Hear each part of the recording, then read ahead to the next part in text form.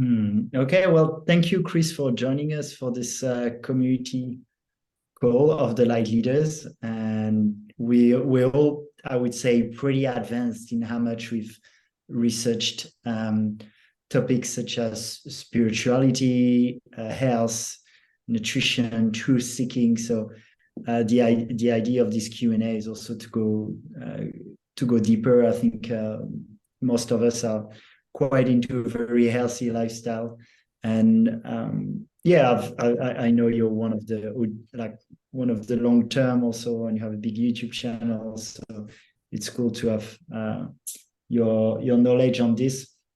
So we'll go and ask questions, but I'd love to start with, because you're living in Sweden and you were in Canada. And actually, when I've done interviews, I found out that a lot of the, at least more influencer style fruit giants, a lot of them are in those non-tropical places. So do you want to share a little bit how it's been for you being in countries where someone like me who lives in Bali, think it must be quite harder to be on the raw fruitarian kind of lifestyle? No, absolutely a pleasure. I mean, Thanks a lot. combine it with a little introduction, of your path. Okay. Well, thanks first so much for inviting me on. Definitely an honor and pleasure. My only aim is to just share the things that I've grown in and learn from others who have grown along this path. And I make no claims other than to have had some experience with this and really enjoy it and enjoy meeting other people who've been doing this and learn from them as well. So my name's Chris Kendall. I'm 43 years old. In 99, I was falling apart and my dreams of becoming a professional skateboarder were slipping away. I found yoga, which pointed towards, health and wellness through what you put in your mouth as well as what is in your mind. And it opened my eyes to the plight of animals. Long story short, over a 4.5-year transition, I went from junk food, drinking, smoking to high raw vegan. And then I met Dr. Doug Graham in 2004 while I was in school to become a registered holistic nutritionist, because ever since I found yoga, I got really interested in nutrition. And I went raw overnight. And so that's almost 20 years ago. I feel really blessed to have mentored under Doug and a whole bunch of other speakers and educators in this field to have been invited early to different fruit festivals around the world and have gotten a chance to meet others who've been doing this for a really long period of time and learn as much as I can from them. And the last 14 plus years, this is all I do full time. I consult, I write recipe books, I go to festivals, I put on my own retreats, and I just love doing it, so that's kind of me in a nutshell. As far as, Canada, Bali, Costa Rica, Hawaii, I've been to a lot of those places and lived in different times, in different climates. The majority of my time on a raw diet has been in places either like Canada or now Sweden the last 3 years. Decent periods of time, like a couple of years each in places like Los Angeles and Costa Rica, and then shorter periods of time in various other tropical climates. There definitely are some things that can be more difficult when you're in a temperate kind of environment compared to in the tropics. And definitely when you're in the tropics, you can get better quality tropical fruit. But one of the inverse things about that I find is when you're not in the tropics, you can find better quality subtropical and temperate fruit, as well as some tropical fruit. So when I first started, I was just thinking like tropical fruit, bananas, I need these all the time. Now I find that as long as I'm getting enough calories from a variety of different fruits and vegetables and making sure that I try to focus on quality and make sure that I'm looking at all the other facets of health, that I thrive and do really, really well in no matter what climate I'm in. The reality being that no matter if I'm here in Sweden or if I'm in the tropics there, I set my house temperature, I wear my clothing, I have my bedding so that I'm at a comfortable temperature all the time. So I'm not really living in the environment. I'm creating an artificial tropical environment around me. And for myself, truthfully, when I'm in the tropics, it's a little bit warmer than I like. I prefer this kind of temperature. To me, the ideal is like plus 15 to 25. And most tropical places are a lot hotter than that. And while I do enjoy that for like laying around and doing yoga and feeling really kind of like lax, and also for surfing, my main love still is and has been since I was 6 years old, skateboarding. And I feel too rubbery and too hot skating when it's above plus 25, plus 30. And usually the tropics too doesn't have the infrastructure in the cities for the good street skating I like, so I just end up preferring it. I love Sweden because it's a pretty nice mellow temperature. I found wholesale produce here, and I can get like amazing deals on a wider variety of food here than I would get if I was in the tropics. And I just love the scene. And we have indoor winter skate parks. It's kind of funny. I almost like the winter season better than the summer because the indoor skate park is so amazing, you know? So I know we could probably go on a lot of different tangents from there, but I'd love to just get into what pops up from that from you guys. And if there's any other questions around this and anything else you want to go in.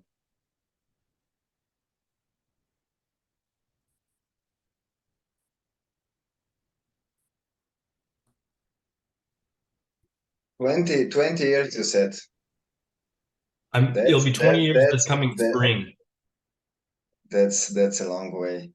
Even nowadays, if you said that you're a fruitarian, they look at you a little bit strange. But 20 years ago, wow. I'll admit it was pretty wild. I remember back, like even saying vegan, that's to many people in many places 20 years ago, they're like, what's that? Like they didn't really know, you know? And you know, when you say like, oh, I'm a raw vegan, then very often be like, oh, but you eat fish, right? Or but you have bread, right? Or you have this. It's like, I mean, we still hear that now, but definitely it was even more intense back then. And my first 2 years as a raw foodist, like I met Dr. Graham and two other raw presenters at this vegan health festival.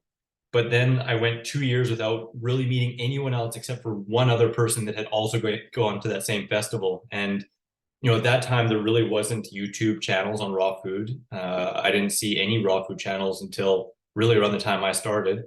And that was around like 2011, I think. And beyond that too, like there just wasn't easily accessible information compared to now. You know, we're incredibly blessed and also at the same time very overloaded. You know, there's lots and lots of information out there. But I tell you, you know, with that information and the books and the knowledge out there, it makes it so much easier. So you think this was the biggest challenge then? No information, or was it something else? I'd say in the beginning, it was more likely. It wasn't that there was no information. It just would have been finding that information, you know, because either you go to a bookstore or you search through the internet and find a support board, which there wasn't a lot at that time. Things were just a little bit more obscure. I'd say for most people then, and still for a lot of people now, is just maybe the lack of people in your immediate surroundings that necessarily understand and connect. So, you know, community is growing and more people are waking up to this way of living and finding the benefits through their own personal experience. But back then, yeah, it was very few and far between. Whereas now, like everywhere I travel, if I blow the horn and say, let's get together for a fruit luck, a lot of people come, right? So it's, you know, it's lots of fun. Yeah, man. I feel like the community aspect, like you say, is ever growing now. And Yeah. it's so important about, well, for me personally, keeping me accountable and staying on the journey and just knowing there's other people out there like me. It's really important. And when you share that you're like fruitarian or raw, then you find out there's actually a lot more people like you out there. That's just what I've found anyway. But I'm really interested in kind of your exercise routine, just what a day looks like and how much you eat. Because I saw one of your videos, you were averaging around like 3,500 calories, stuff like that. And I saw your physique, it was really impressive. So I'm just wondering what you're currently eating, like roughly, and how much exercise you do on a day-to-day basis. Because I'd imagine it's quite a lot. You seem like a very active guy. So You know, it's kind of funny. That's a fun question, and I will go a little bit into what I used to do and what I do now, because I think all that does come into play a little bit. And you know, I just laughed because you know, like I consider myself a really lazy, active guy. Like I really embrace laziness when I feel it, and if I don't really feel like moving much, well, I just do light movement. But if I feel like going, then I go 110%. You know, so in the past, really before, like I was in a major motorcycle accident about 5 years ago now. And before that, my whole life, I was just generally active in general, you know, like I like skateboarding and, you know, whatever I had in front of me, I liked to try and, you know, perform my best and challenge myself. You know, I've done lots of yoga, I've done some gymnastics, I've done trampoline, rock climbing, you know, surfing, you know, all these things have always been an interest. So a lot of what I do for activity, especially throughout my upbringing, which does have an impact on, you know, your general fitness and agility and all that stuff as you get older, has just been play. You know, like whatever's in front of me, whatever I'm enjoying, whatever my friends are doing, whatever piques my interest, with skateboarding being the absolute meanest mistress of my life, you know? So that's been my mainstay. And as I got into health and raw food, you know, as I mentioned, I kind of got into yoga first. And so yoga and calisthenics, you know, have been a pretty central theme. But very honestly, too, like I'm a pretty lazy fit person. With the things that feel like workouts, I don't just like revel in them and want to do them all the time and be in the gym nonstop or anything like that. And really, before that big accident, I wasn't in the gym much at all. It'd be like a random thing, maybe at a hotel gym or with a friend or something like that. But I did progressively, especially once I started my channel and stuff like that, and just wanting to put a little bit more muscle mass on, got a little bit more into calisthenics. And one of the programs that actually had the absolute best results outside of a gym was one called Convict Conditioning. There's multiple publications of it, but the very first one is the best. And it just works on, I think it's 7 major power moves, compound movements that have progressions from like the easiest to like something that most people will never attain, even if they just do it for years, right? But it's possible, right? And I did that fairly consistently, but it was really only 4 days a week for about 15 minutes a day. And I got amazing results from that. Really great program, especially if you like just kind of calisthenics-based stuff that has very minimal equipment, like a basketball and a pull-up bar kind of thing, you know, and a rope, stuff like that, right? So that's kind of the start. My whole journey on raw food has been pretty consistent for the amount of calories I eat, you know, give or take, you know, 1,000 depending upon my weight at the time and my energy expenditure. But generally speaking, 2,500 calories as a normal kind of lower and 3,500 calories as a normal kind of upper, with probably 3,000 at the middle, has been pretty much my mainstay for the last 20 years. And you know, that doesn't mean that I don't have some days or even some weeks where I get like 1,000 or 1,500 on an odd occasion. You know, I'm just not hungry, or, you know, I haven't been active for a few days. And there are some occasions I've got over 6,500 calories in one day, you know?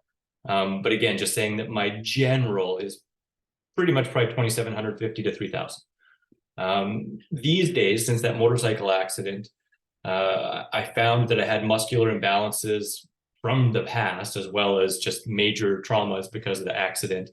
And I sought out to correct those and also just to rebuild from there. So I started with, you know, 6 days a week, 5 hours a day in the gym, but that was like rehabilitation. It was full time for almost a year after doing that. And that really gave me a very firm base of understanding of, you know, different type of movements that really helped me to rebalance and get strong in the gym. So nowadays, coming to that, right now I'm doing between 2 to 4 days a week in the gym. And that usually looks like about 35 to 45 minutes per time, fairly quick. I'm doing major compound movements. I basically do, at least if I'm doing 2 days a week, it's 1 day that's lower body, 1 day that's upper body, with a little bit of flexibility training in between the sets. And if I'm doing 4, well, it's 2 lower body and 2 upper body, right? And so I just have a classic split. They're pretty intense, but short. And other than that, I mean, I love skateboarding. So I'm trying to skateboard also at least 3 times a week as a minimum. And that's usually for 2 hours a time that I skate. And sometimes I'm doing up to 4 times a week skateboarding as well. But kind of what happens is the more I'm skateboarding, the more likely I'm going to be in the gym just 2 or 3 times and avoiding one of the lower body exercises. Or otherwise, if I'm less in the gym, if I'm more skateboarding, then sometimes I actually avoid the gym altogether if I'm just like really, really skating hard, because I put the most importance on that. But as for, you know, what I'm eating, like for example, I'm just finishing off a big smoothie. I went to the gym this morning and did a bunch of workouts and did some work on my computer. And when I first got back from the gym, I had 500 grams of grapes just to have something nice and juicy. Then I have this smoothie, which is about 1 pound of dates and some barley grass juice powder and some water. And so that right there is probably close to 2,000 calories, maybe right around 2,000 calories. And for dinner, I don't know 100% what I'm going to have yet. It depends if I go skateboarding later, because sometimes that changes up my dinner. If I'm skating a little bit late, then I'll just have a fruit dinner when I get back. If I'm skateboarding before an earlier dinner, then I'll have a big fruit and veggie meal. And that often is, just any fruit I have to start, and then a curry or a stew or a salad for dinner.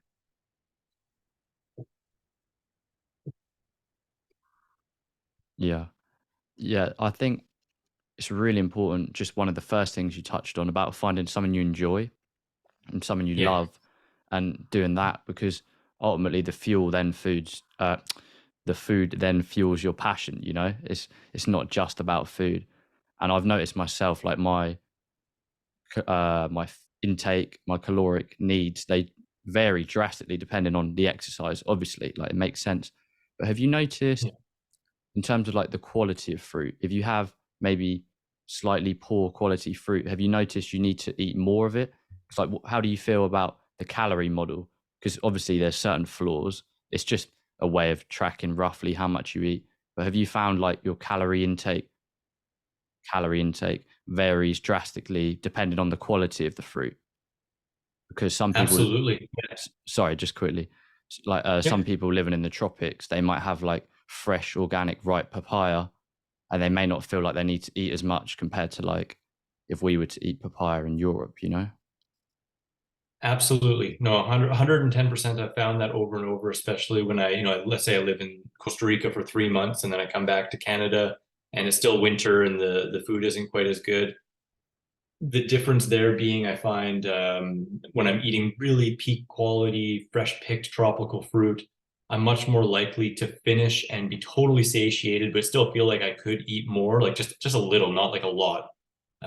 Whereas at home, sometimes you'll feel like, okay, I need to push it just a little extra, like having that bite beyond what I feel like I could enjoy, and the old adage that Dr. Graham talks about sometimes is, eating right between all you want and all you can, or all you enjoy and all you can, right? And I find that's even more apt when we're outside of our natural environment with like really, really good quality fruit.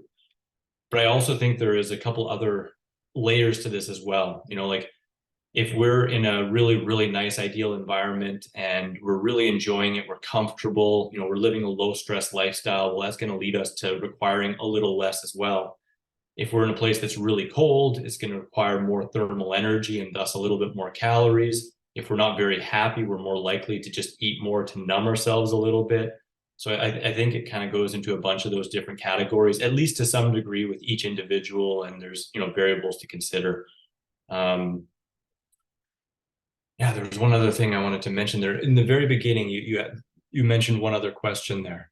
Or could you repeat your question in the beginning, sort of something that kind of came up that I wanted to mention?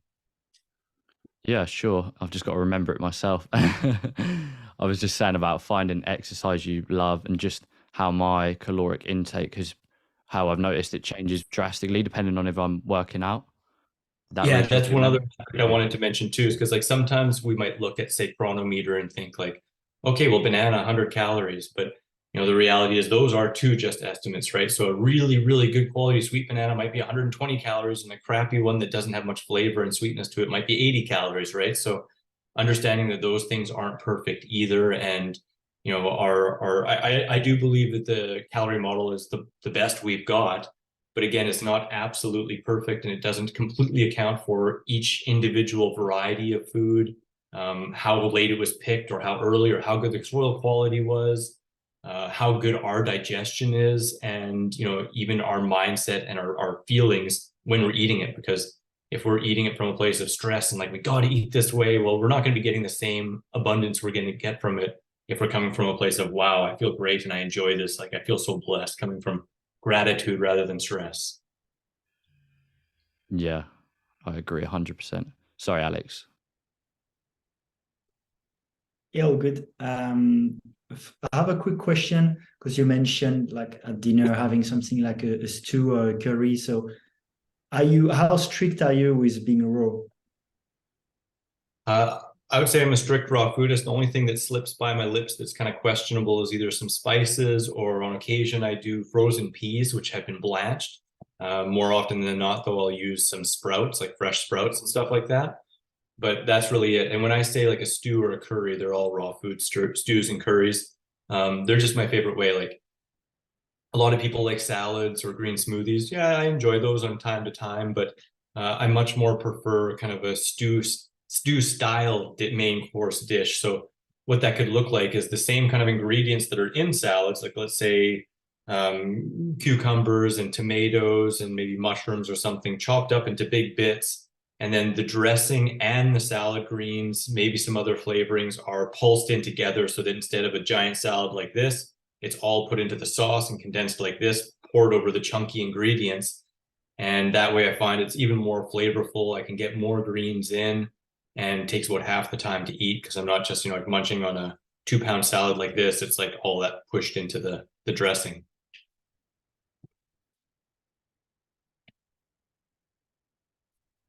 Some of my favorite recipes for sure are stews and curries, at least for the savory dishes, but otherwise simple sweet fruit dishes and stuff like that are the mainstay of my caloric intake. Besides the food, like what are the things from being raw, like over 20 years, that you find like are your favorite? Like, is it for example, like, is it growing your own business? Is it connecting with others? I think some people think it's, just about the food and the diet. And I think there are a lot of other benefits. I'd like to hear someone who's been in the field for 20 years, like what your experience is there. Great question. I love that. I think first and foremost is the community and like the people that I've met and just getting to know other people that are of like-minded spirit and are, really wanting to grow and foster growth in the world around them and help people coming from a place of service, excitement, and high vitality and that kind of energy. I love that. Beyond that, I also, for me, like, I came from a place of depression and self-loathing and joint pain and stuff. So to be able to feel good and to be optimistic and have a direction and things that I can concretely show and know benefit me and get me towards where I want to go. I just love that, and kind of touching and piggybacking on what we were talking about a little bit earlier, like I just love it because it allows me to live the way I want to live. Like I'm not a raw foodist to be a raw foodist. Like I share about it because I've been doing it and I've been interested in it and my nose in it and learning from people. So I love to share it. It's one of my favorite things to share, but I do it so that I can live my life to the fullest. Like I love skateboarding. I love playing. I love being lazy and hanging out with my cat. And I can do all those things at the highest level with a raw food diet, so for me, that's really what it's about. Nice.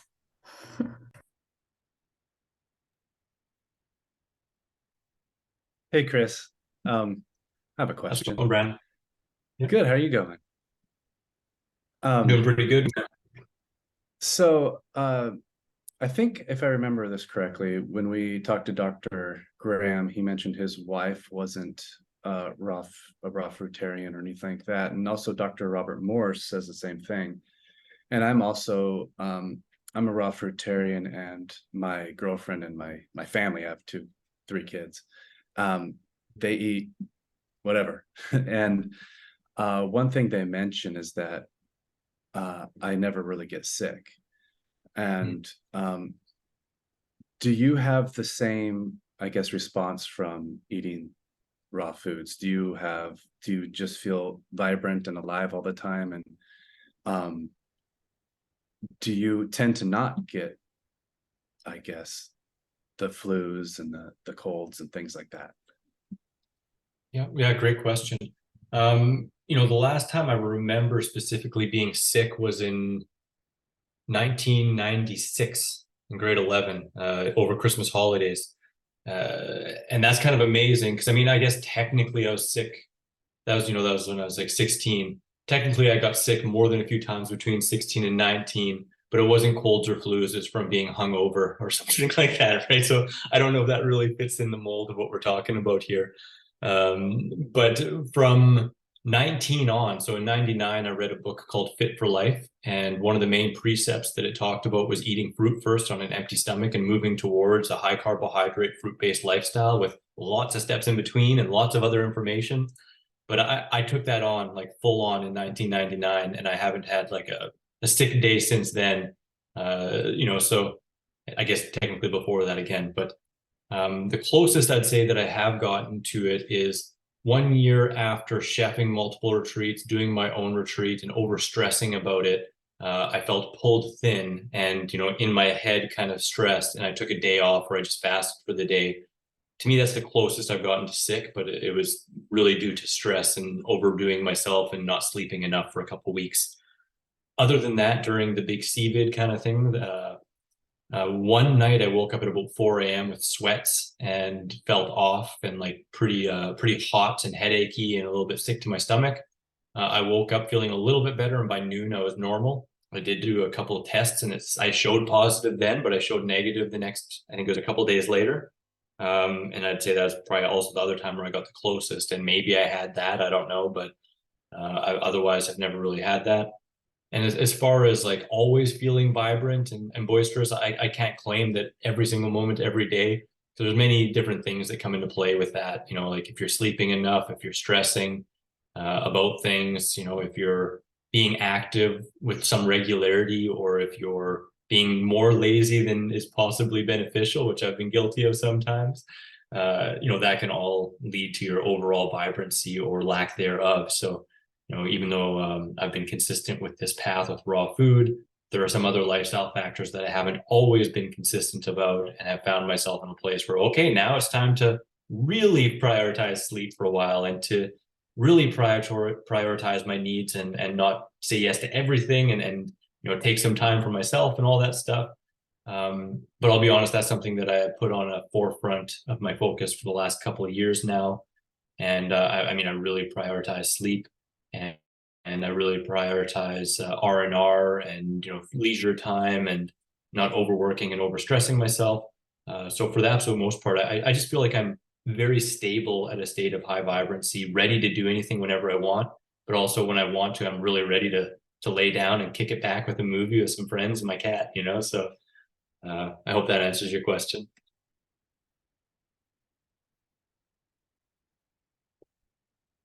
Thanks. Alex? And yeah, I've been raw for a bit more than 2 years, and it's also been my experience that I get less sick or none at all, and overall that I've really pretty good levels of energy. The one thing where I'm more hesitant is with the athletic performance, and I know you've been like a lot with Doug Graham, and I'm just like, maybe the only athletes that I see is close to raw vegan would be Novak Djokovic that I know of. But then in many sports I look, and like even Ted Carr, for example, he was a triathlete, but he wasn't the best in the world, And sometimes raw vegan is presented as such an advantage for athletic performance. But I feel that if it was, people should look at it, adopt it, and win, and it should be more spread. So how do you explain that there's not many athletes that do raw vegan at the top elite of sports? I think it's a fair and a really good question. And, I don't know that there aren't. There are some people that don't always share everything they do within their dietary regime, and to some it could be a competitive advantage. I do know there are some actors and other people like that have been long-term raw foodists. And there are some athletes for sure out there that, if not 100% raw, are definitely on a high raw vegan plan, like even like Serena Williams and other people like that. I also do know some, long-term raw foodists, or at least at that time were semi-raw, long-term raw foodists that performed at the absolute utmost of their ability, winning, first places in multiple world events, like Michael Arnstein, fruitarian who started the Woodstock Fruit Festival. He was at the very forefront for many years of ultra events that he participated in. Also people like Tim, what's Tim's last name? Running Raw Tim. He was number one men's champion in America for a number of years, doing like climbing buildings and stuff like that, like really pushing his limits. And I mean, with athleticism as well, raw food isn't automatically going to make one the best, but it can help people be the best they can be, right? And certain people do have genetic advantages or have mindset advantages or are willing to push themselves harder or have a longer history with it. And beyond that as well, I mean, if you're already a professional athlete, it can be scary and or perceived as risky to vastly change your food program as well. So I wouldn't doubt that there are a number of people that have considered it, but have been wary to try something, or again, are not really sharing what they're trying, to leave it as a competitive advantage if they actually have. Beyond that too, I mean, we are still like, we're all here. We've been listening to this stuff and interested in it for a while, right? But to a lot of people in the population, you still say raw foodist, and like they might be like, oh, okay, but they don't really know, and they don't know the reasons why. They might just think it's a fringe kind of offset, right? So that awareness is still growing, even within veganism, with games like shows like the Game Changers and stuff. Before that, a lot of people still thought like as a vegan, you can't really be super fit. So with the mainstream consciousness not quite being there, it's going to take a while for it to really trickle and to see more and more athletes be on podiums that are raw vegans. But I think it's an inevitability, because every time you see it applied, and actually applied in a really productive way, you see personal best after personal best, right? So I know Doug has trained multiple professional athletes, some of them that are out there on the stages and stuff, but not necessarily like, with a podium kind of advantage, more like basketball players and stuff like that, right? So, but I think that time will come, and, the proof's in the pudding. I tell you, for example, just as a little thing, I've hurt myself a lot skateboarding. Like I fractured my back, I've broken 5 bones at least just skateboarding, ripped tendons. I have no ACL in my knee. Got in that car accident, and my rehab doctors, my PT, my chiropractor, all of them are like, man, you heal so incredibly well, and like if anyone can get to the next level, it's going to be you, because your body is going to heal the best it possibly can. It's just, are we getting out of the way? With raw food, we're getting out of the way and giving it everything it needs to thrive. So it's the best for recovery. That's why I got into this, truthfully. I got into raw food to improve my recovery, so I could chuck myself downstairs more skateboarding. I just wanted to be able to get up and go more, right? And that's why I still have kept with it, but there are 1,000 other reasons why I maintain it and why I share it with other people. Sorry, Chris, can I quickly just add one example of an athlete I thought of? I think he's a fruitarian. He's called Sugar Rashad Evans. I think he's like I think he's a former UFC fighter now, but I believe he went fruitarian a few years ago, and he said his recovery, he was able to make like a miraculous recovery, and then in training he was like wrestling with much bigger guys, and he was way better than before. I think he speaks quite openly about it. And he's got quite a big social media presence, I believe. So that's just one I could think of. You can share in our group. Yeah, sure. That's cool. I know there was even one other one, but in the UFC, but I can't remember it. I mean, it's like it helps you to get more strong pound for pound than any other approach, and it helps you to be able to recover faster, so you can actually train more. So both of those things just lend to being at a higher level of athleticism. But then again, at the very end of the day, it all comes down to the individual and how much they apply that, how hard they actually train, their mindset, their goals, all those things. I do find a lot of times people within raw food, while they really enjoy moving and doing things, their competitive spirit goes down a little bit, compared to the average, because they just feel more at peace and less need for outside validation, So I think that maybe could be another component, but at the same time, there's as many people as there are colors, right? So, there's going to be people who are into raw food and have that like really, really deep fire within them to win and be the absolute best, if not for themselves, even just for the movement and to show people you can do it. So I think we'll see more of that as time goes on. I also think so. What about drinking water? Do you still feel the need? Because you eat a lot of fruits, a lot of smoothies, I think a lot of also water fruits. Do you still consume water or a little bit, or I don't know? Great question. Yes, indeed. That's a subject that I think is really important and often misunderstood within the community, especially in the last few years. Like I like to look at nature. I like to look at the animals closest resembling us, and just primates and mammals in general that all congregate and live close to water sources. That's usually one of their main themes for where they're going to live. Those closest to us, they do drink water as well as eat foods that have water within them. I learned long ago from Doug to drink water when you're thirsty and eat food when you're hungry. And that's really what I do. So when I wake up and I'm thirsty, I drink water. I'm not really looking for food, but I can tell that I'm a little dehydrated as our respiration throughout sleep. There's a lot of water that's lost there. So we wake up in a semi-dehydrated state. I usually like to drink anywhere from 500 milliliters to 750. That's pretty much the higher limit that I drink when I get up. Sometimes it's only 250 milliliters, but I just drink until I'm not thirsty. And then I usually get some movement and stuff like that and get into food afterwards. But I like to drink whenever I'm thirsty. If I'm at the gym, for example, like I got up, I had some water, I went to the gym and I brought about 750 milliliters. And as I'm working out, as I notice that I'm thirsty, I drink more and more. And then when I come home, I have some juicy fruit. And it's really advantageous to be drinking that water in the first place before eating the fruit, even though there's water in fruit, because our body's insulin function and ability to uptake and transport sugars to our cells is incumbent upon a certain level of hydration. And as that hydration goes down, our body's less efficient and our pancreas has to work harder to get that sugar into our cells. So if I worked out and I got dehydrated and thought, well, I'm just going to eat watermelon. Well, sure, I can do that. But one, I'm much more likely to get something which most people refer to as melon belly, some cramps after eating really sweet, juicy fruit. And two, my body's going to be less efficient and it's going to create more demand on the organs in order to get that into my body.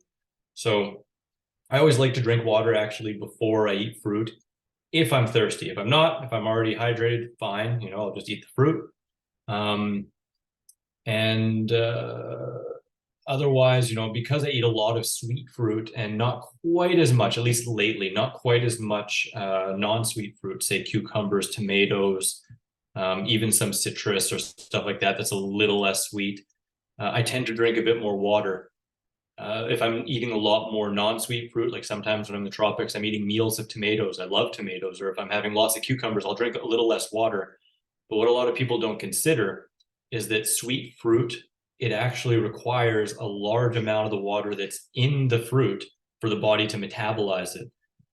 Dr. Graham has taught that for every gram of sugar, it requires 7 grams of water. So if your fruit is incredibly sweet, it can actually be dehydrating to the body, even though it has water in it. And, you think bananas are like 77% water, but I don't know anyone who's had a bunch of bananas when they're thirsty and thought, wow, I feel like I just had a big glass of water. You feel more dehydrated, and it really exemplifies that.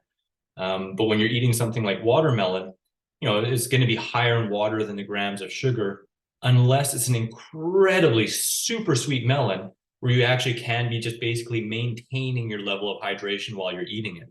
So it's an often misunderstood kind of component, and I think really, really helpful to know that, if you're thirsty, drink.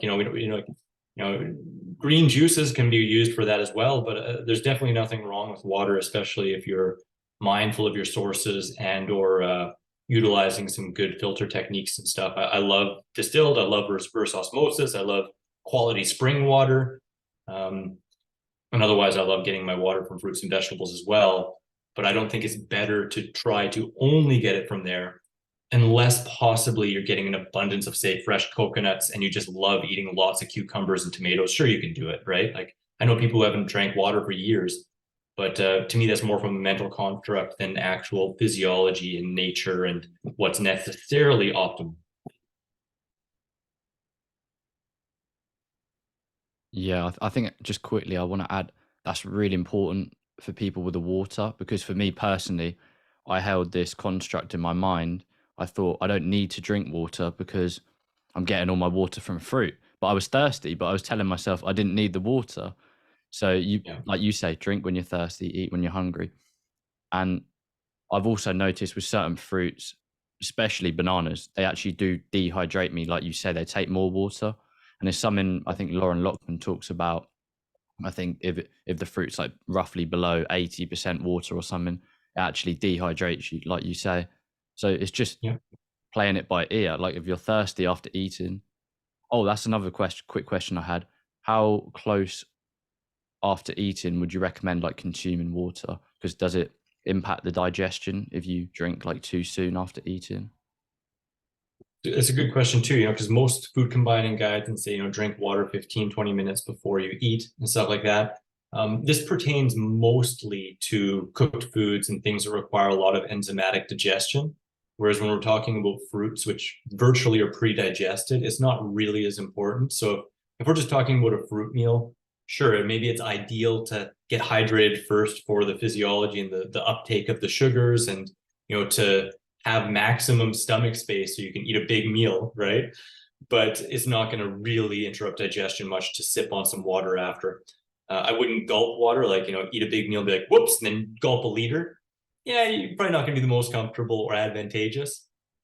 If on the other hand, we're doing something like, having a big salad and it's got some seeds in it or something like that, it requires a little bit more chemical digestion. Yeah, we're more, it's going to be more optimal to drink your water beforehand, but again, like sipping on water is going to do minimal. And if you're really thirsty, well, sometimes some water helps with the digestive process in terms of it being able to move and churn a little bit easier than if you're like really dry mouthed and, not really helping your whole physiology in the first place. But yeah, first is going to be better optimally. Great. Okay, that clears that up. And just quickly, I've had another question pop in my mind when you were saying that.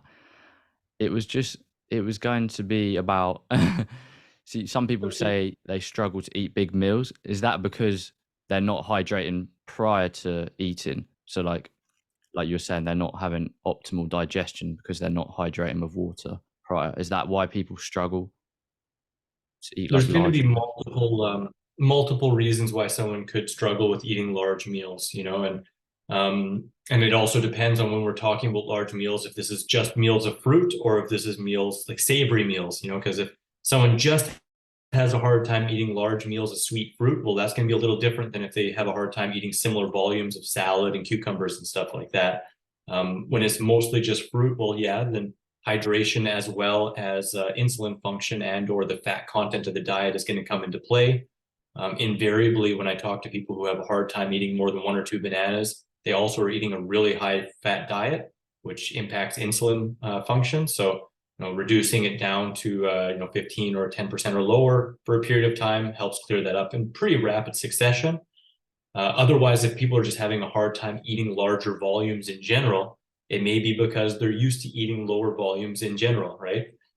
Their previous diet maybe is higher fat and or processed and doesn't have much fiber in it, so they're used to small meals. And it just takes practice, it's just practice and perseverance. And most people I see new to this lifestyle require eating somewhere between 3 to 5 meals a day, with fruit being the starting point and sometimes the entirety of the meal in order to get their daily calories in. But if we're eating in between as much as we enjoy and as much as we can, erring on 1 or 2 bites more, that progressively gets easier and easier as the meals get larger and the time between the meals gets larger until you get to a point where, I find most people that are doing this for over a decade are eating usually 2 or 3 meals a day. And I feel the best at 2 meals a day, but I also eat 3 meals a day if I'm eating more juicy fruit. In certain seasons, the fruit is just too amazing and I want to have 3 meals. But a lot of times when I'm just like, what, if I have a big banana meal or a big persimmon meal or a big date meal, I can just get by with 2 meals easily, and then I have a lot more time for play and not even thinking about it or carrying stuff around.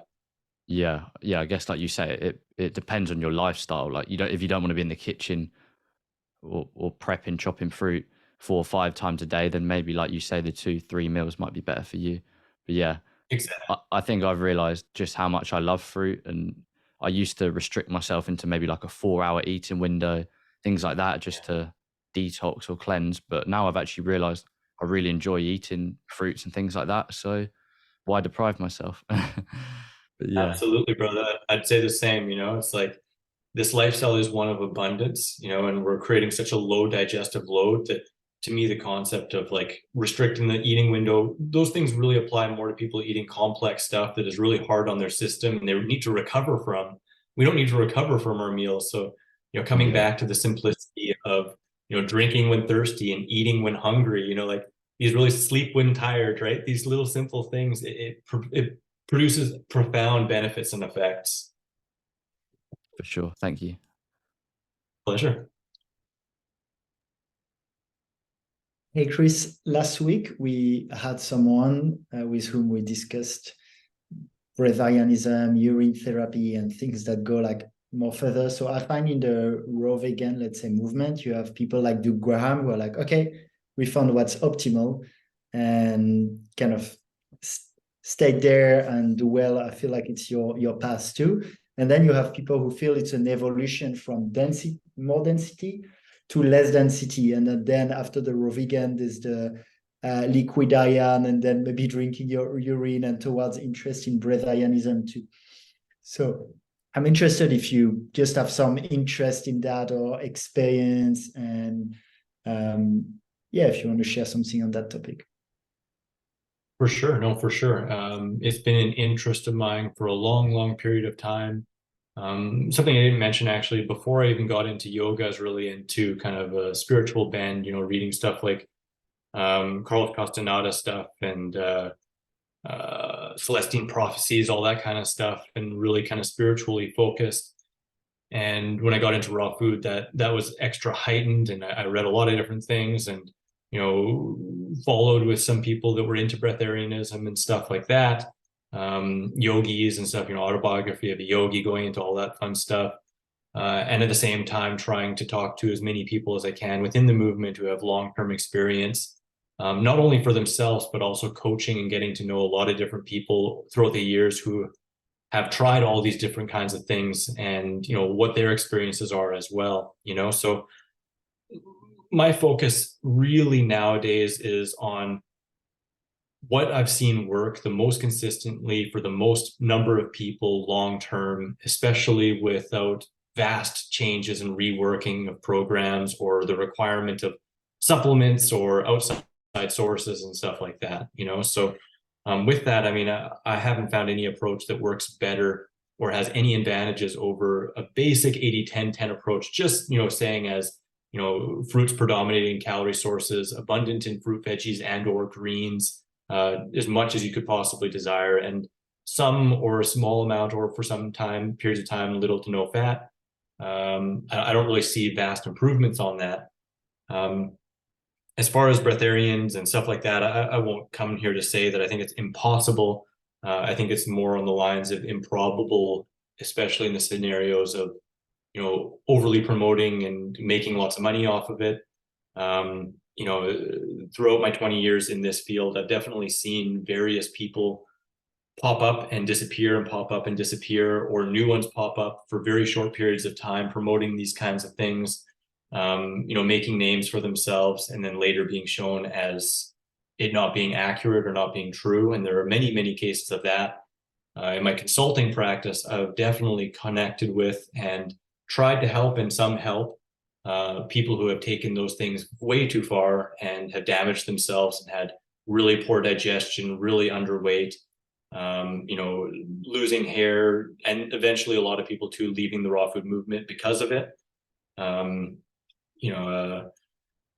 also talking with others, like talking with people like Doug and Don Bennett, and, rest in peace, Robert Lockhart, which some tough lessons learned there too.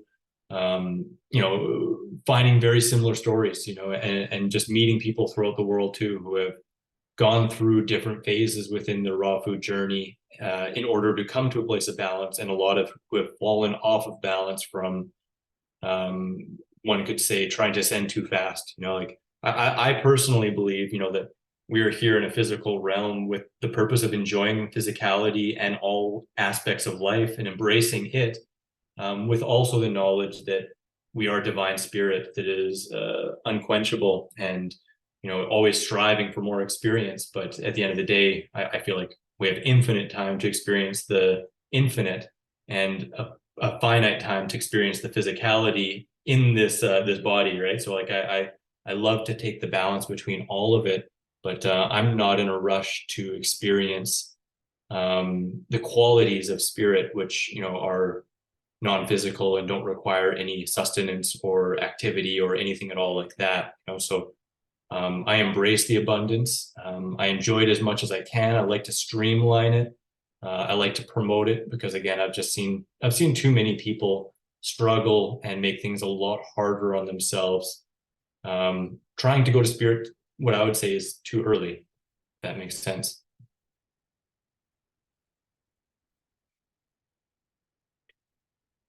I feel like we could probably go on a bunch of tangents on that subject. I mean, we could go into other stuff. Like I have a friend who has practiced urine therapy for 10 years, and actually probably now it's probably like 13 or 14 years.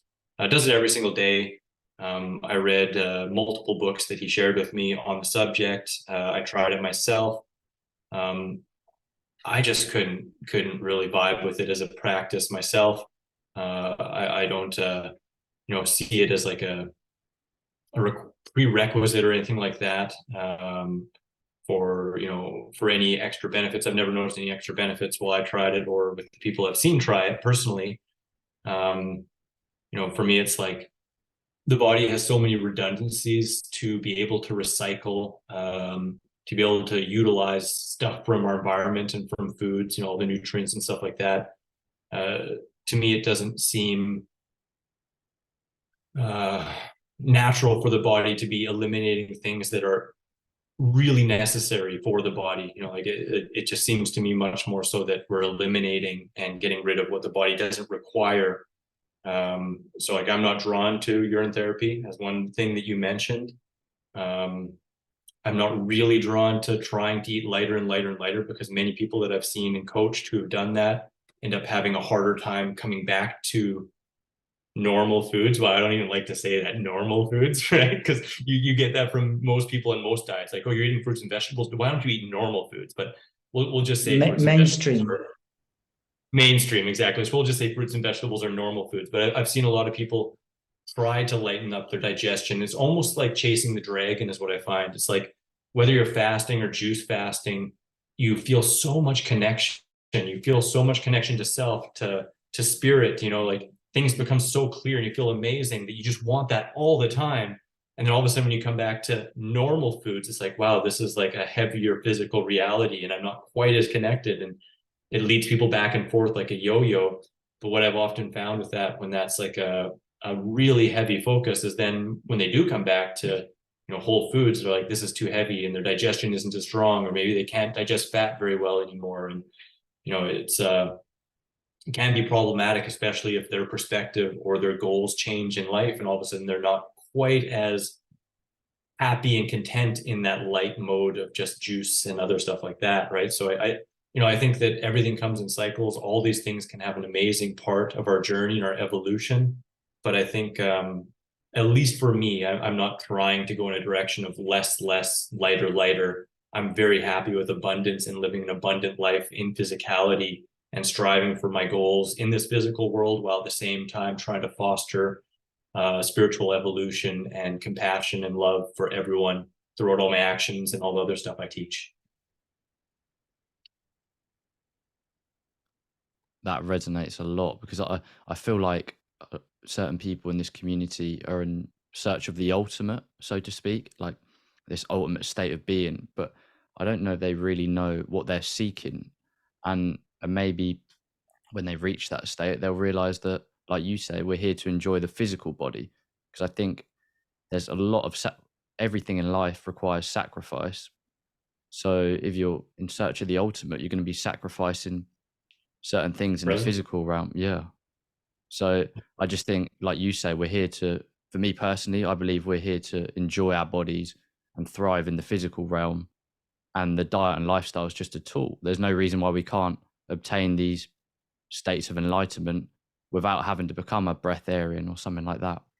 And it's something you touched on a few minutes prior.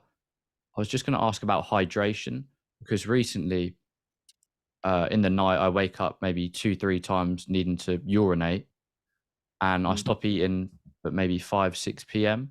So I was just wondering, do you think that's something to do with a lack of sodium or leafy greens, things like that, because I rarely eat them. I don't crave them. I don't crave vegetables. I mainly eat fruit. And I appreciate I'm not in the best climate. I'm in the UK. Maybe I shouldn't be eating so many juicy fruits. But do you have any insight on what the potential cause of that might be? I think what you mentioned right there is a very good point, and it comes from your own intuition, right? If you're not eating much in terms of sodium-rich plants, well, your body's not going to hold on to as much sodium. You know, it's like if you just eat some salt, well, you're going to hold on to a couple pounds extra water, right? And I'm not recommending that. I'm just saying, you know, like lack of sodium in the system is going to create an imbalance in the water inside and outside of the cells. So it could be that. It also just could be what you're eating before you go to bed, right? So I know for myself, if I eat a really tomato-rich meal and I have orange juice before that, like if I have a liter of orange juice and then a tomato-rich dinner meal, I'm going to be peeing at least 2-3 times at night, you know, even if I have a big salad with it, you know. But if on the other hand, I have something like a mango or two and then a dense curry, like I mentioned, which is a little lower in water content, I usually don't wake up. I will usually have to go to the bathroom right when I wake up in the morning, which for me is a strong preference. Sometimes I'll instead, even especially I was kind of mentioning earlier, like if I'm skateboarding a little later at night, I'll just have a fruit meal. So I might just have, you know, skateboard and then drink until I'm not thirsty, but then just have a banana smoothie for dinner, and it may or may not have greens in it. But I find that same thing. If I have that, then I don't need to pee as much during the night. And for me, that's a strong preference, because for me, waking up more than once in the night, it disrupts my sleep much too much, you know? So I actually sometimes, you know, consider what my dinner meal is going to be specifically for those kind of reasons, you know. And I know other people who they might eat their more watery foods specifically earlier in the day and have their dense food at dinner, just to make that a little bit easier on the nighttime bathroom visits. Yeah. Yeah, because I tend to eat melons earlier in the day and then try and progress to the more dense foods. But my most dense food at the minute is something like a mango or maybe occasional banana, but I don't really have a craving for them at the moment. But so do you think maybe after I've had the mangoes, I should have something a bit more like a salad? Well, I wouldn't want to say what you should or shouldn't do, you know, but it may be advantageous to try that out. And I only say that because I try and live a world without shoulds, and I wouldn't want to push it on anyone else. But yeah, you may find if you have your dinner starter with mangoes, and then for dinner itself, you have, you know, like a salad with some bananas on it. I mean, it sounds kind of funny, but a banana salad is actually pretty amazing, or a banana smoothie. You may find that you're twice as satiated and don't need to pee as much at night. But you know, it also just depends on the timing of it, and how new you are to it, and what your body's going through will also impact how much you're going to go to the bathroom. But if you're going more than 12 times in a 24-hour period, it may be that you're either drinking too much water, or, you know, the amount of fruit you're eating is just, you know, causing you to go that much, right? But that's generally what I'm looking for, is like 8 to 12 times a day, and relatively clear, and ideally not all night, you know, and instead most of those during the day. Yeah, perfect. Thank you. Pleasure. I see 2 hands up. I don't know who is first though. Hey, Chris, what do you do for your financial means, and also your financial abundance, and strategies for that? And I had another question with that. Yeah, your routines, your money routines, I guess. Yeah. Well, I'll start off by first saying all of my adult life, money hasn't been a big priority. Just having enough to have shelter and food has been my main priority, so that I can skateboard more. That's like when I moved out at 17, that was it. You know, I was like, I have a history of working crappy jobs for short periods of time, so I can take a lot of time off.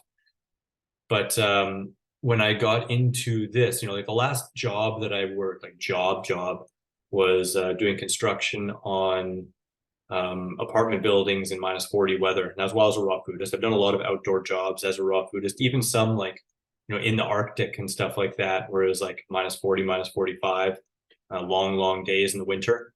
And I've always been able to maintain that as long as I eat enough calories and keep busy and dress warm. But the last 14 plus years full time, I've been a coach, recipe book author, speaker, retreat holder, and also an affiliate for products that I absolutely love and use myself, mostly like what's called kitchen tools like Excalibur and Vitamix and stuff like that.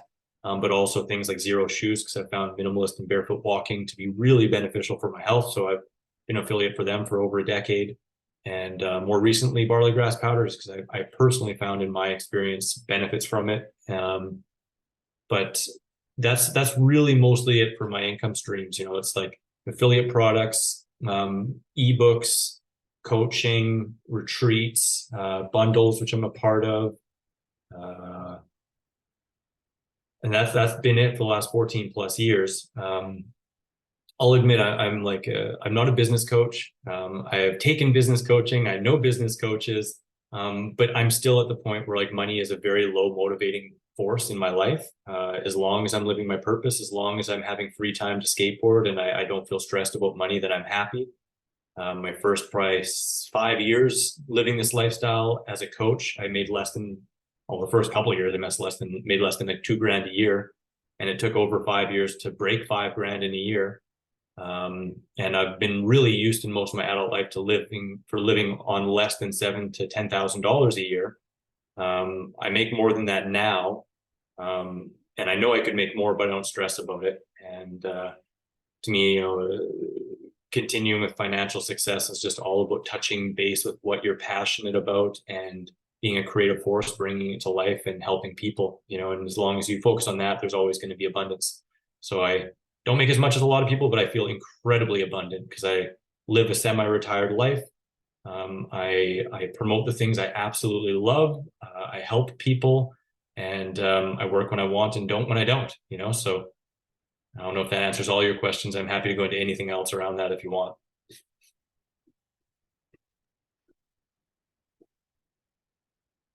Chris, I know that you love dates and you also love bananas. So one funny question, how many dates or bananas have you eaten at most in one meal? There we go. In one meal. I was waiting for that. In one meal, yes.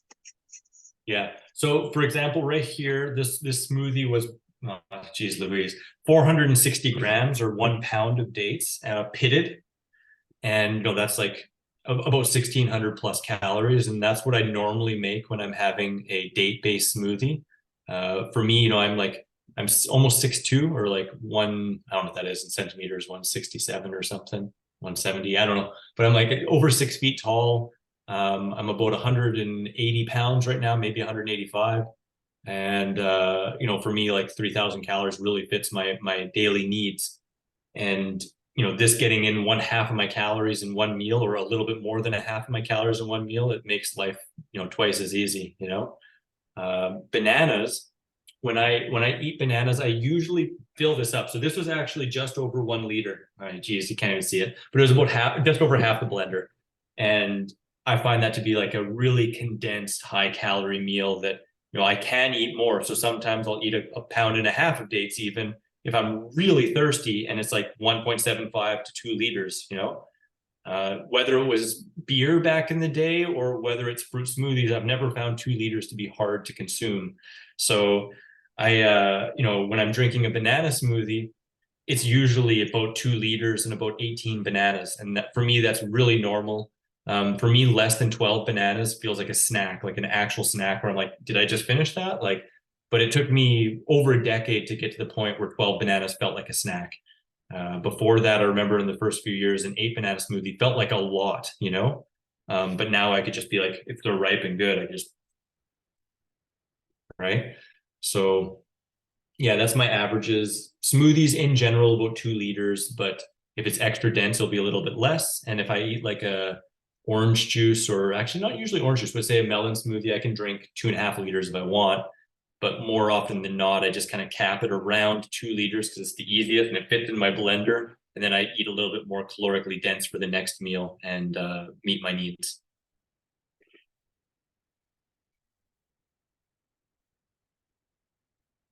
I've just got a few more questions. You're probably sick of hearing me. Oh, not at all, man. I love this. absolutely love this, and I love questions. So Well, there's any going to be questions? plenty of them coming. I was just going to ask about the barefoot shoes, because that's something I've been looking into. Have you noticed quite profound benefits from them? Absolutely, because with my history of skateboarding, I had fallen arches, and I went to foot doctors and got orthotics and all this kind of stuff, and just had started progressively having more knee pain and sometimes hip pains and ankle pains. And when I first got into barefoot shoes, it was actually first Five Fingers. I got those first, and then some Zem gears, and then some New Balance Minimus, which they took off the market. Unfortunately, those were great. And then I found Invisible shoes, which later turned into Zero shoes. And I've just found that they really help to rebalance the foot, your knee, your ankle, your hip, all those things as nature intended, and with proper technique, because it helps you to avoid heel striking. Whereas if you have big cushy shoes, you can have poor form and be heel striking all the time. And so I've just found it's really helped to rebuild the muscles on my feet from the foot up, and that has helped with the ankles and has helped with the knees and the hips and lower back and all that. So and plus I just love the way they feel too, because your feet don't feel scrunched up and all tight on the sides and stuff like that. So I love them, and there's a lot of different brands out there that are really good, but I've really found that Zero really meets my needs the best, and there's lots of Zero vegan shoes too. So perfect. Because I think, it's all to do, I think Brandon knows a lot more on this, but it's all to do with fascia and rebuilding that foot to glute connection. It's something Brian spoke about, I believe, last week or the previous week. But I was also going to ask about, because you said you haven't found it any more difficult living in like a colder climate, things like that. And to be fair, recently I've realized that I've come to that realization myself. It's not actually as difficult as people make out, but I acknowledge that there's a lot of people that struggle. So what would you, especially on a budget, so what would you say are like just some quick tips or things like that for people who are especially trying to do this raw lifestyle in a maybe non-optimal climate and on a budget? So like, how do you get such large volumes of like bananas and things like that? Have you got any tips for like securing good quality fruit in these colder climates, especially on a budget, preferably? Absolutely.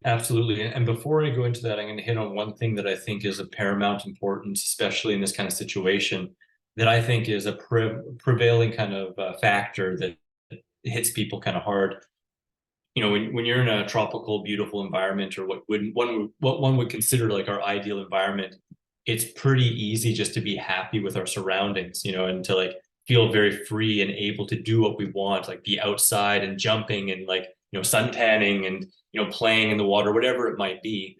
And when all of a sudden it gets really, really cold, we can be like, oh, well, I can't go outside. It's not fun. Like we just don't feel as happy in general. And that's when we start looking to food for things that it's not really designed for. Like, food is great and we get happiness from it. But if we make food our happy, like if we make food our everything and our source of joy, our sense of contentment, our sense of, connection to nature, well, then we're going to have a heck of a lot harder time when we're in a cold climate. But if we don't give it those attributes and we look for those areas of fulfillment outside of food, then we're much more likely to be happy and feel connected and balanced, right? So I just think that there's so many things that we do get from food, but we don't have to get everything from it. And that can actually be of detriment, I think, to our whole holistic lifestyle if we put so much emphasis on food, So that's one tip right there, though, that I've found to be absolutely outstanding is, like I have preferences for food. I want to get the best quality I can. I want to get the stuff that tastes amazing and is like super nutrient dense and, easy to digest. But at the end of the day, if I can't, well, the Stoics say like focus on what you can control, not what you can't, right? So it's like, if I can't control that, well, I do my best and I let go of it. I don't think about it twice. If I can only get conventional grapes and I want grapes, well, I wash them and then I let go of it. I don't think about it anymore. And I focus on what's in my control. So I can control my water intake. I can control my sleep. I can control my relationships, at least my part of them. I can control, of course, my mindset, my mind, and what I put focus on. I can control if I'm consistent in going to the gym. I can control if I'm following my passion pursuits or if I'm not. And I see it as a huge opportunity to put my focus on all those other things, you know. And then when the summer rolls around and the fruit's amazing, well, yeah, I might be putting a little bit more focus on, can I get the durian? Can I get this? You know, like all those different things, right? But all in its place and with its measure. And I find that brings a lot more ease and balance. Now, with sourcing produce, I've definitely become a fruit hound, and I seek out whatever I can, and I talk to people at farmers markets, at produce markets, online. You know, I reach out if I'm going somewhere new, like, any raw foodies live here? Like, what's going on? Where's the spots? You know, like, I try and find that info out. I seek it, right? And oftentimes I'm able to find things that people who live here haven't found yet. You know, like out here, I found wholesale produce that's amazing, and you know, a lot of people who lived out here, they're into raw food, they hadn't found it before. So I'm like, hey, you got to check this out. It's ridiculous, you know? So yeah, I always seek out wholesalers. And if I can't find wholesalers, then I connect with small markets and large markets and talk to the produce managers or the owners and see, like, hey, if I'm going to be buying cases from you every week, can I get a little bit of a deal? Can I get a kickback, you know? And then going beyond that, accepting that there are certain times of the year where the variety is a little bit lower. So just making do with what I have, getting a little bit more inventive with some recipes. So for example, there might be a month or two in the winter where I find I'm really only enjoying about 5 different varieties of fruit. And so I'll rotate those as my enjoyment of them kind of shifts back and forth. And otherwise, I have a little bit more of a lean on some of my dinner recipes to be a little more exciting and try different varieties and different ways of making them to keep it a little bit exciting. But then that just goes right back into the thing I talked about in the beginning, is doing what you can, doing your best, introducing some variety, and then just letting go and focusing on all the other aspects of health and, you know, controlling what you can control, accepting the rest. Hopefully that helps a little bit and doesn't seem like I was dodging the topic. No, I think that will help people immensely.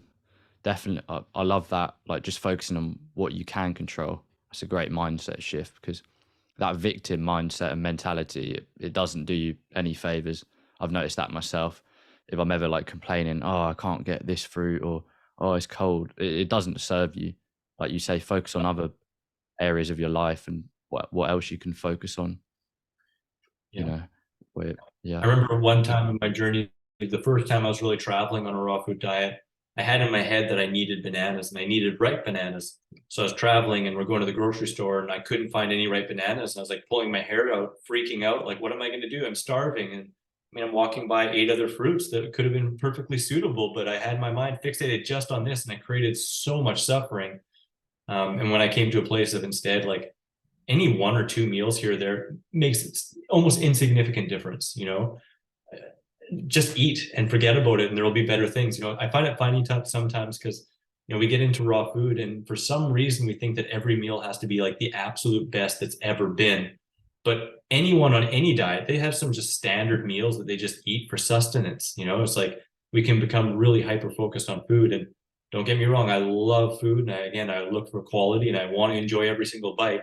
But I also accept that sometimes I'm just eating a meal because that's what's available and that's what's there, and I'm not going to stress about it. I'm going to eat it and then utilize that fuel for doing the other stuff in my life I really want to do and accomplish, you know? So it's really interesting. There's sometimes these funny double standards. I'll say one more and then I can see that there's something else maybe Alex wants to get into here. But it's kind of funny. Like, some people say, like, oh, you raw foodists obsess about food. And it's like, everyone I know on every single diet travels around the world to food destinations and has like a lineup of restaurants and bars and stuff they want to go to. It seems that everyone's obsessed about food. It's just, are we obsessed about food that brings us benefit or that brings us down, right? So I'd rather be focusing on getting the best food I can.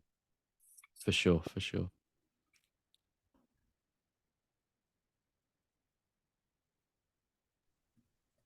Does anyone have any more questions, or are they all dried up? Maybe it's not a question, but in one of our previous interviews, like the last one actually, he was talking about being childlike, and I've noticed that you're kind of like that. Like, I watched some of your videos, and you like to play and have fun, and you know, you kind of go, like, you know, I think children also do that thing where they eat when they're hungry, and they go to sleep when they're tired, and they're just really connected to their natural rhythms of life, and and connected to that part of them that knows they're incarnated to like have a good time, or play like in the physical realm. So I don't know if you can expand on that a little or not, but it's not really a question. But firstly, thank you for seeing the child in me. I appreciate that, and I like to foster that growth and that reality in my life as much as I can. And if I could distill it down into one thing, I think it's just present moment awareness. It's, I think, fear of the future and being completely hooked up on the past that takes us out of this moment and takes more of an adult mindset on us. And I see the mind as a tool, and it's incredibly valuable, and it has its time and place. But a lot of the time, I like to just let that go and try my best to be in the moment right now. And as the cheesy saying goes, that's where the gift is, right? The present. So it's I think that's where childlike enjoyment, enthusiasm, wonder, gratitude is found. And I make it my mantra to come back and breathe love into this present moment as much as I possibly can. I think this actually is my final question now. I was just going to ask quickly about traveling. So I've got a long flight coming up soon. I assume you've traveled a lot. Have you got any tips for traveling on this high fruit raw lifestyle? Because I don't want to be in the airplane toilet every hour or so. So I was just wondering. Of course. Usually what I like to do is I get a thin tube, and I cycle my urine into my nose throughout the flight. I'm just totally joking. I'm sorry. I don't do that. That would be interesting. No, but I mean, there's multiple ways I've played with it. What I do most of the time, to be honest, is I bring like a pack of dates and some celery on the plane, because you can always bring those wherever you go. And I just press my dates into the celery and just have celery date sticks. It's like the lightest, most satiating snack you can bring. It's also really hearty and doesn't bruise up and get all messed up, and it's like really tasty and delicious.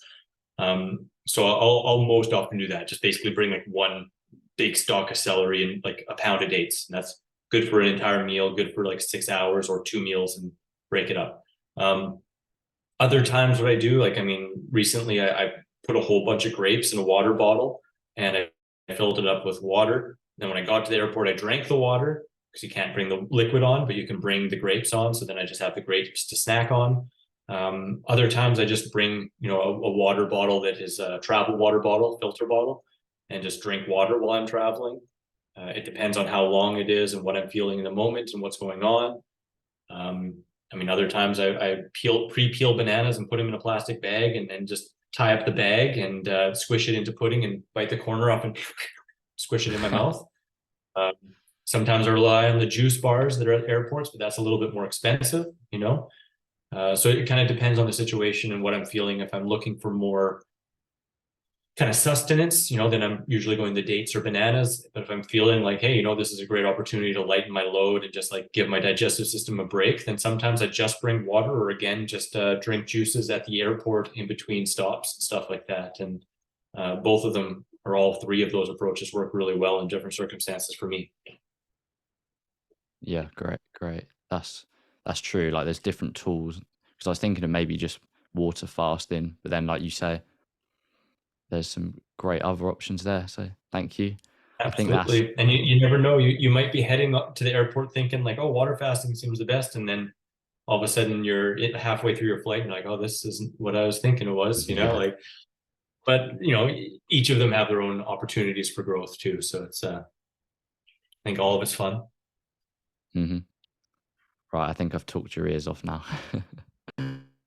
My pleasure, man. If you have anything else, I don't have anything on my schedule for a bit, so I'm not time restrained. And I don't know if Alex, if you have like a set time parameter or a place where you really would like to cap it, but I'm happy to talk if anyone has any questions, of course. Okay, personally, I'll need to leave quite soon, but I can always make anyone a host and leave the conversation going, and the recording too. Sounds good. Whatever anyone wants to do, I'm Cool. more than happy. Cool. Well, thanks so much, Chris. That was really good. And I think yeah, I'm gonna leave, but I'll leave the recording on, and maybe Dylan, I'll make you host.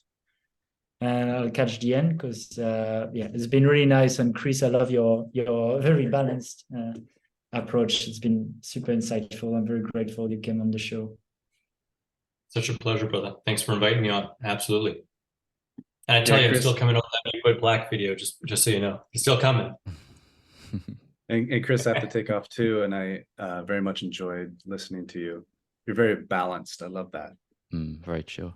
I think I don't have any questions anymore, so I think maybe a good place to leave it, if you agree, Alex.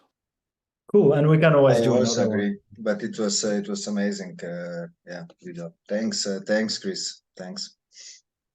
Such a pleasure. Absolutely, anytime. I'd love to be back anytime at all. And if anyone wants to connect, I'm very available.